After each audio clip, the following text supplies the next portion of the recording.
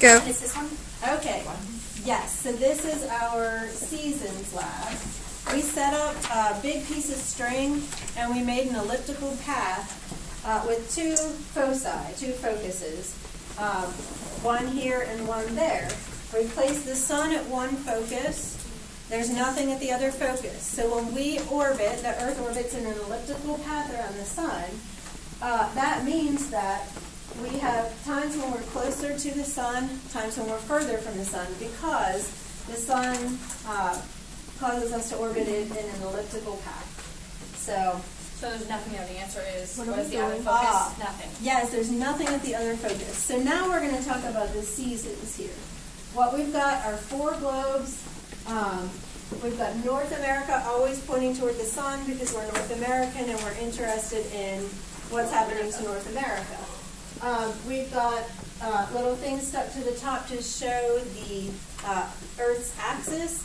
And the Earth's axis always points the same direction no matter where it is as it goes around the sun. And it points toward the North Star, which we're calling the sink in the back of the roof. Okay? So 23 degrees is not a huge angle, just like a little angle. And so everybody's axis will point toward the sink. When we turn off the light in the classroom, we're going to observe what the sun is doing, right? The sun is always shining equally in all directions. So we have seasons. Well, that's probably questions I'm supposed to be asking you here. So let's lay out kind of some places where we are and some of the answers in here before we really go too much. Jesse, I'll put this here so you can kind of freely move for a minute. And you can write down answers on the sheet. Now I'm going to put this here so you guys can write down answers on your sheet without your globe getting lost where it's supposed to be. You two are easy because you're basically against the wall. So, this is wrong. All right, so first, question 1 says, you probably want to write on your papers, so pick it up. Two students should stand in the center of the classroom as the two foci of an ellipse. A long string will be used to mark the orbit of the Earth around the sun. The right hand closest to the sink, the North Star, will be the sun. And what is at the other focus? So that blank should say nothing. The sun's at one focus, nothing at the other. Students will stand around the orbital path in 4 groups. So we have 4 groups of the 4 seasons, right? We've got one here, one there, one there, one there, and we'll talk about what those seasons are shortly. You'll hold your globe with the North Pole at the top pointing straight at the ceiling, with North America facing the sun, and then you'll tilt the globe 23 degrees on its axis toward the sink, the North Star. This is constant. Earth's axis always points the same direction, 23 degrees toward that direction. So, and we keep North America, of course we know North America is not always pointed at the sun because we know not only does the Earth go around the sun, but it also does this, right? So we get day, we get night, we're not always pointed at the sun. But we just want to learn about North America because that gives us kind of a constant and consistent way to talk about things. So, question 3 says, the Earth blinks about its axis once per day. So the Earth does what around its axis once a day? This. Okay, so the Earth rotates around its axis once per day. Right, so we have day, night, day again for us in North America. Once a day, the Earth rotates around its axis. So everyone fill that in. The Earth rotates about its axis once per day. Okay, so number 4 says, the Earth does what around the sun? Once per year. Okay, so the Earth orbits or revolves around the sun once per year. So the Earth rotates once per day. It revolves around the sun once per year. The Earth revolves or orbits around the sun once per year. What about the planets? All the planets travel. Does anyone know? I just ran the right direction. Joshua? Okay, we do follow an elliptical path, but clockwise or counterclockwise, Chris? Counterclockwise. All the planets in our solar system travel counterclockwise. We all go counterclockwise, different than the motion of the clock. When they This way. considered Pluto a planet, Pluto orbited the sun in like 56 years, I think, something like that. Yes, and we're going to talk more about planets later in the year, I think. But, and right now we're actually going to talk about planets a little more than we ought to, but I couldn't help it. Sorry. So, if viewed from above our North Pole, so if you were a giant and you are standing right here over the Earth, looking down upon the North Pole, the Earth goes counterclockwise around the sun. So you're going to actually, I put that question in two different blanks. It's the same question. Number 5, the Earth travels counterclockwise around the sun. If you're a giant that's looking down at the North Pole, right? Counterclockwise around the sun. So that's number 5. All planets and nearly every object in our solar system goes counterclockwise around our sun. All planets and nearly everything. I think there are a few like meteors that don't. And there's an awesome physics experiment that high schoolers can do that demonstrates this. If you kind of poke around on the internet, maybe you'll see a video of it. But it seems to be just something that really happens when you set a bunch of things in motion around the center. They all start going one direction after a while. Like, there's the collisions cause some of them to just cancel out or fall into the gravity pit that the sun would make. And only the ones that survive for very long go one direction. So, fun, right? Number 6, if you point your right thumb along the axis, pointing to the North Pole, so picture me with my right hand here. I'm holding my globe and my right thumb is pointing up along the axis toward the North Pole, right? The Earth rotates in the direction your fingers point. So we're not talking about going around the sun. We're talking about that once a day, day and night thing. If I point my thumb this way, my fingers curve that way, the Earth rotates that once a day and night, once a day, goes that way, like that. So viewed from above, that would also be counterclockwise, right? This is not the way a clock moves, but it's the way my fingers point while my thumb is pointing toward the North Pole, right? So the Earth rotates counterclockwise. If you're a giant looking down at everything from the North Pole, we're going counterclockwise. So not only do we revolve around the sun counterclockwise, but we also rotate counterclockwise. That's number 6.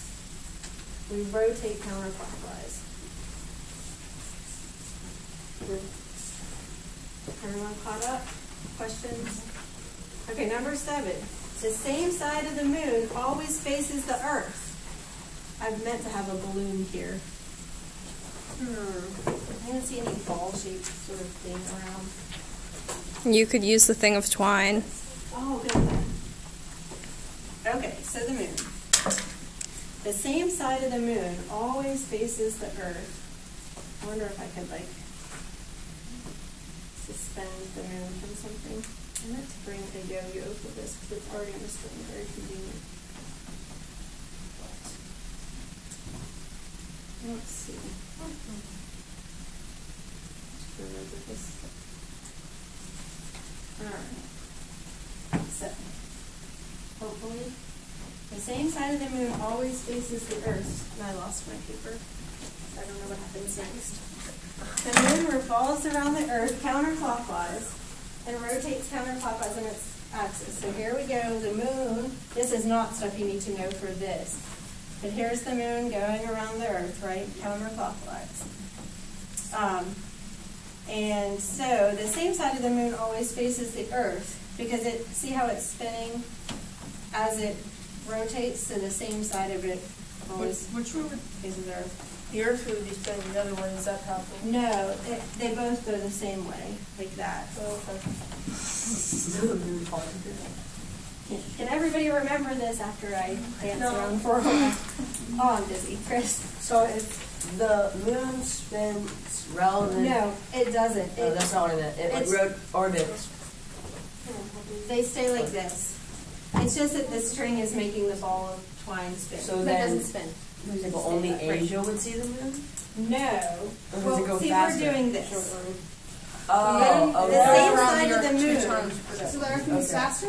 But the moon doesn't rotate, so the same side of it's always facing the Earth. It's just staying So, like- stationary, but it's going around with us. Right.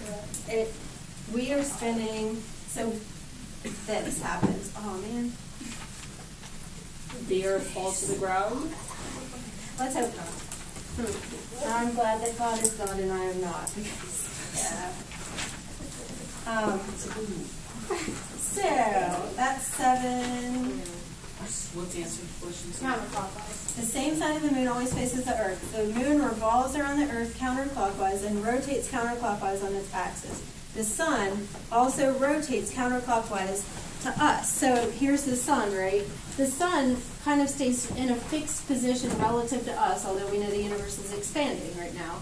So the sun does revolve around like this. It just stays in one position relative to us, and it goes counterclockwise. So just like picture a top spinning right here counterclockwise, not moving in relation to us, but spinning nonetheless, counterclockwise.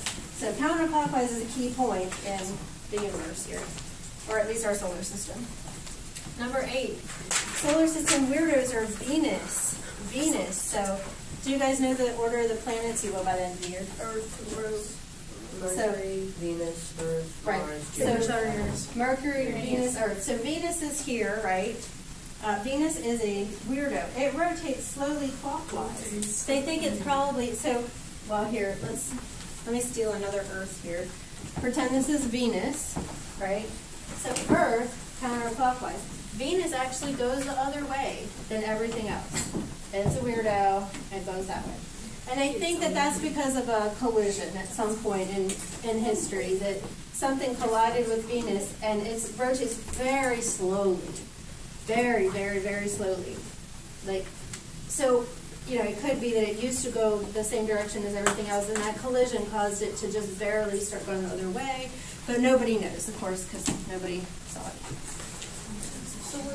So, Venus is a weirdo. It rotates clockwise. And Uranus actually rolls like a ball. So, that's way in the outer part of our solar system. And it goes like this around the sun. Right? So we go like that. It goes like a rolling ball through space. Crazy, right? Uranus goes like a rolling ball right through space.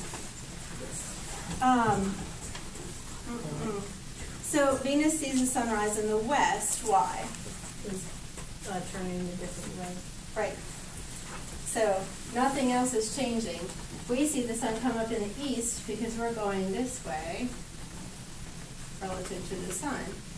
If we were going the other way relative to the sun would come up in the west instead of setting in the west. I don't know anything about what Uranus sees. It's really far from the sun anyway. And I can't imagine rolling like a ball along the orbit.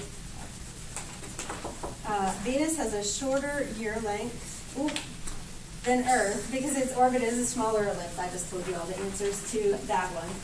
So think, right, Venus has a shorter year than Earth because it travels a smaller path. Earth is way out here, traveling a bigger path. Its year takes longer. Year length is based on the size of your orbit. So Mercury, Venus. What is this? That's the end of 8. Venus has a shorter year length than Earth because its orbit is a smaller ellipse. Now here's the craziest part of Venus being the solar system's weirdo. Venus has a day length longer than its year length. Right? Has a birthday every day. Yes, and you've got it. Tell them, Duchesne, tell them exactly why that is. Because the day length is the time it rotates around its axis, and since it rotates so slow. Right. So for Earth, we do this once a day, 365 times, in the time it takes us to go around, right? But because Venus is going the other way, potentially because of a collision, and it's going so slowly that it literally makes it all the way around the sun before one day has passed, one complete clockwise rotation. So that's not part of this module, and you don't have to know that, but I thought it was fascinating, and I couldn't help myself. So,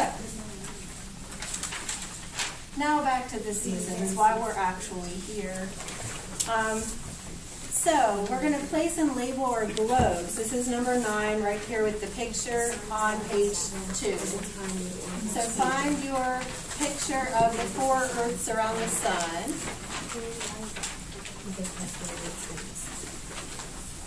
Or, take a minute to make a note, because that is interesting, isn't it?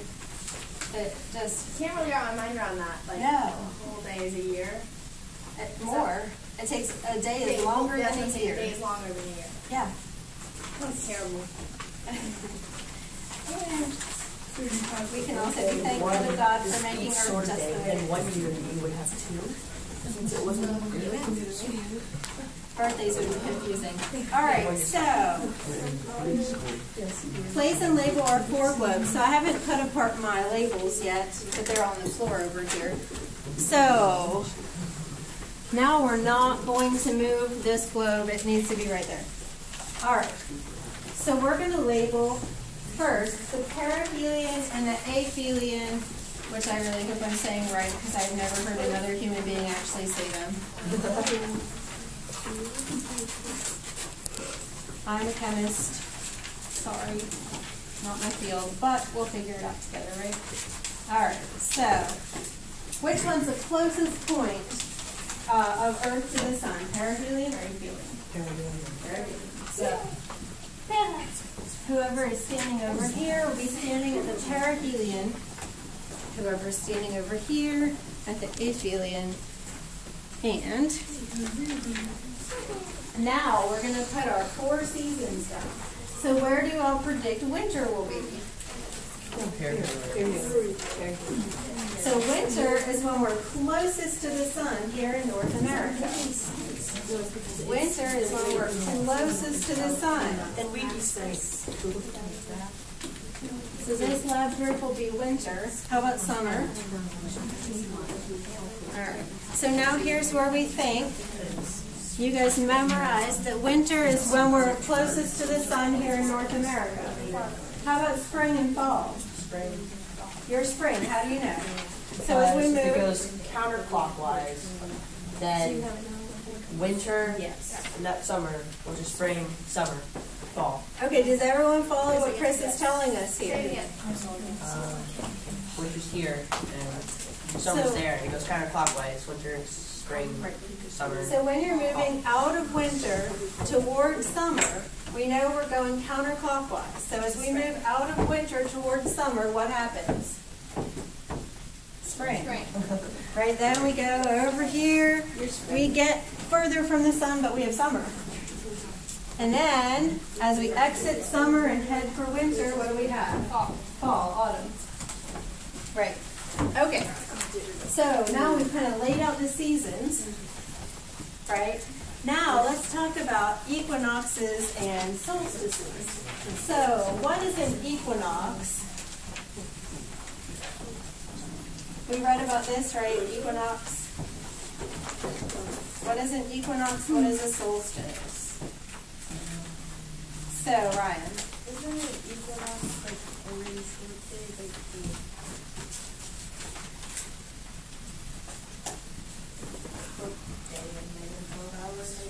Okay, equinox, day and night are both 12 hours, they're both equal. And that's mostly-ish true, depending on where you live. But we pick a day when that's true at a certain place. And Joshua, did you want to tell us about solstices? Well, solstice, one side of the Earth experiences more than 12 hours. The other side of the Earth's experience is less than 12 hours.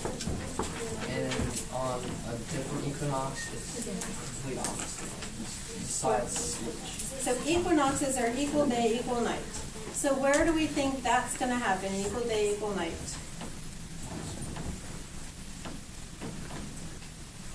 Will that happen during spring, during fall, during summer, during winter? Okay, so spring and fall. So we've got equinoxes during spring and fall. And I need a paper. So fall's over here. All right. So we've got equal day and equal night. Over here, your spring. So you get the vernal equinox. Now, if you want, it's absolutely fine not to use terms like summer, spring, winter, and fall, because especially if you are from a different hemisphere, that gets really confusing. Because right now we're in basically winter, the southern hemisphere is in summer, it gets really confusing. So you could call this basically the December, you can name those times, and I have labels here like that too. You can name them December, March, June, and September, and then it doesn't confuse anybody you're talking to. Joshua. So what point in our rotation are we currently? Well, we'll talk about that as soon as we label everybody and turn the sun on and turn the light off. But let's label our chart here first, just so that when you see it, you kind of have an idea of what's going on. So everybody look at your picture, this picture. You'll see. Hang with us, you'll see. So you can label your picture starting here. So where your picture says solstice, December 21 to 22, right? So I'm standing there right now. I'm at the what? I'm in the perihelion, right? That's the closest point to the sun. So everyone label perihelion over here on the December 21 to 22 solstice. Okay? We're closest to the sun. We're having winter solstice. Okay. What does winter solstice mean? Winter. Aren't the days getting shorter and shorter and shorter? We'll talk about that in a second. It's the shortest day. The shortest day. So December 21 or 22-ish will be the shortest day of the year. Okay? That's our winter solstice. So if we turn the light off and turn the sun on, let's take a look at what we're going to see here. Okay, go ahead and turn the light off. All right. So North America is pointed toward the sun, and my axis is pointed toward the North Star, the sync, right? So how much direct sunlight is North America getting? Not a whole lot, right? So you can see how this is really the shortest day. This is winter. We're not getting a lot of direct sunlight, right? Yeah. Okay. Yeah, and Patrick can actually look and see it, right? Here we are. Okay, so turn the light back on so we can write a little bit. All right, so on that place you're labeling perihelion, shortest day, right? So if this is the very shortest day, what has to happen as I travel from here to spring? Days have to get longer. But are they going to be less than 12 hours or more than 12 hours? Less, because this is the shortest day. They don't just immediately jump up to a big number, right? So if we're at the shortest day, we're approaching the time when they're equal, the days are getting longer. So as you go from the perihelion, December, right, to March, the one at the top of the paper here, you're going to write days getting longer, but they're still shorter than 12 hours. So as you go from December all the way up here to March, the top of your paper, you guys who are facing kind of the opposite direction, that might be confusing. So this, you're here. And its days are getting longer. Days are Shorter getting, than 12 hours. Right? days are getting longer than they were because this is the shortest day. Shortest day. They have to get longer, but they're still shorter than 12 hours. Because it can't just jump to Right. They can't be 12-hour days. somehow longer than 12 hours until you get here where they're equal. Okay? So at the top here, this is the spring equinox where days and nights are equal. So, and they call this the vernal equinox, or vernal equinox? Yes, we're vernal equinox. So the top one here, vernal equinox, days and nights are equal. So then I'm moving towards summer. What will happen to the days and nights? They're going to get longer still. Days and nights keep getting longer because we know long days in the summer, right? And they're going to be what? Hotter.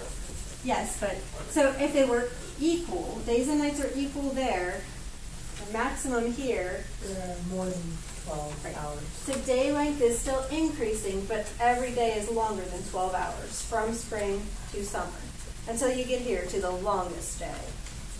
So right now I'm at the aphelion furthest from the sun, but this is summer.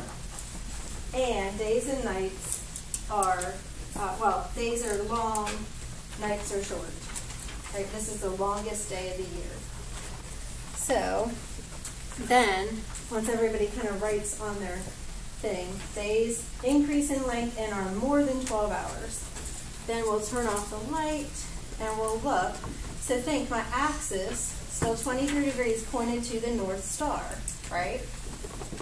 So if we turn off the light, what do we see? Even though we're far from the sun. What happens to North America? Yeah, we're getting a lot of light, right? Now, Bethany, will you turn your globe toward North America so we can see the difference? Days and nights are equal on Bethany's globe. I can't see. Okay, there. Okay. So she's straight up and down, but her axis is pointing toward the North Star. And you can see kind of how much sunlight North America is getting there. How about how much it's getting here when the axis is pointed straight at the sun like that? Which one seems to be getting more light on North America? Yeah, so when it's summer for us, even though we're furthest from the sun, it's because our angle is pointed right at the sun right here. We have long days and hotter weather. Okay, so we can turn off, or turn on, I guess. Now, if I'm at the very longest day of the year right here, what's going to happen as I move on toward winter again? Days are going to get shorter. Okay, days are getting shorter, but they're still longer than 12 hours because they don't just drop off immediately. So that's the longest day. As I move toward winter, they start getting shorter, but they're still longer than 12 hours until I get to the fall equinox here, autumnal equinox. Days and nights are equal here. Oops, axis is just falling off. Okay. So, then, everyone should write days and nights are equal here. And from summer to autumn, days and nights are shorter. Days are getting shorter, but are still bigger than 12 hours. Then as I head back toward the shortest day, what happens to Days day? are getting shorter and they're going to be less than 12 hours. Right. This is the depressing time of year where we are right now, where not only are days and nights getting shorter, but we're, heading for the very shortest one. All days and nights or days are less than 12 hours and getting shorter every day. Hunting's getting better. What? The hunting will be getting better. Hunting is getting better. We're headed for Christmas, hooray. So there's lots of good, right? But, it's dark, it's cold, it's winter. Here we are. So that's kind of that journey around the sun. Let's look at number 10. 50 seconds. Oh, you can turn it off.